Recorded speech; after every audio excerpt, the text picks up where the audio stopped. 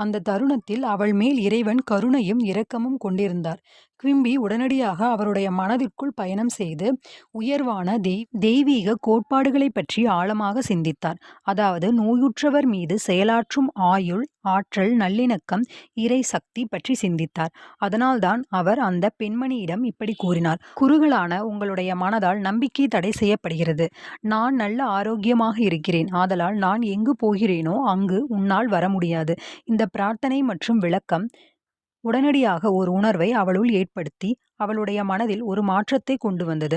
அவள் ஊன்றுகோல் இல்லாமலேயே நடந்தாள். இதுவே அவருடைய சிகிச்சையில் மிகவும் விசேஷமான ஒன்று என்று குவிம்பி கூறினார்.